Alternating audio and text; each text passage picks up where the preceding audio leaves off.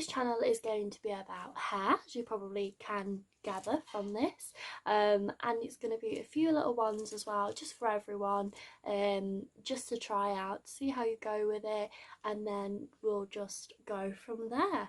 I'd like to do a few Q&As, so if you've got any questions, just leave me a comment, a message down below. I also have my hair Instagram, which I will pop here probably, and then you can have a look on there at the things that I've done, things that I've achieved. So if you want to achieve a certain look, then you can have a look and go on there. Before we get into you know, obviously you've seen on the videos and stuff, this is kind of like an introduction to me, so you get to know me before obviously they go in and see my videos. It's all about obviously my progression as a hairdresser and how I've been able to become a hairdresser. So I came into the industry of hairdressing when I was only 14. I was doing a Saturday job while I was actually doing my GCSEs as well. So I worked in my first salon for 3 years, where I also then went into my apprenticeship straight after I left school. So it was a non-stop thing working for me, because I knew since I was a little girl that I always wanted to be a hairdresser. So there's a little bit of a backstory to that. So when I was a little girl, the reason why I wanted to be a hairdresser is I cut my own fringe when I was younger, hence why it's overgrown now, because I just don't dare do it because I know what I'm like. I cut it and I just thought, you know what, I want to do this for a living, because why not? So yeah, so I was in my original local salon for 3 years, where I was at college 1 day a week because I chose my apprenticeship rather than doing it full time at college. I personally found that was the best way for me, because you got to work in a salon, you got to know the environment a bit better, you got to kind of first hand see how to practically do things, and you learn so much more being in a salon, working and doing it practically, I find, personally for me, than I would have just going to college for full time. Yeah, I did my level 2 in Lincoln College, and then I went on from there to do it at a hair academy, and that's for my level 3.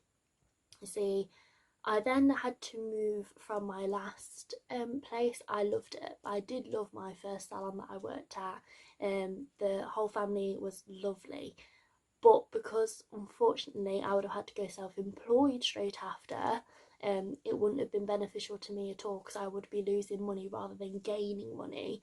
And for me to grow my business and grow my independence and everything, it just wouldn't have worked. So I unfortunately had to go find somewhere else, which was actually brilliant, because the place I've gone to now is amazing.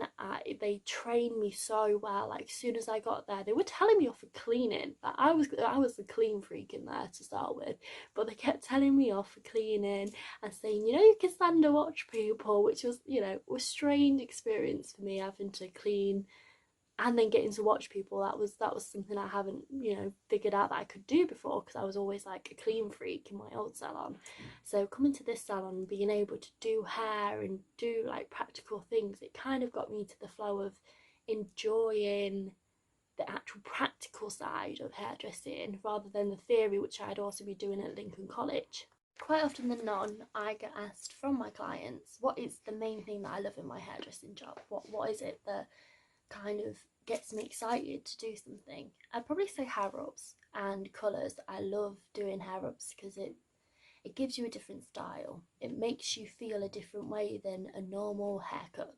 I love to be more creative and do something that the client's going to look at and love. Like, I am one for making the client walk out and think, this is perfect, this is me, this is exactly what I wanted. And I'm a very passionate hairdresser, I'd probably say. And I always try and make my clients walk out with a smile on their face if I possibly can.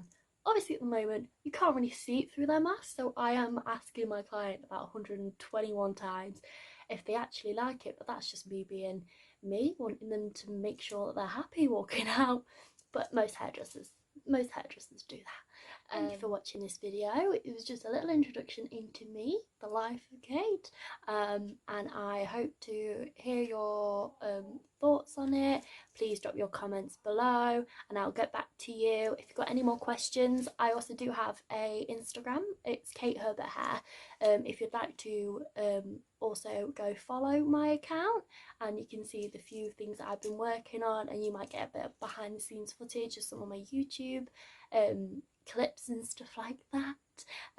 But yes, thank you for watching and I shall get back to you soon.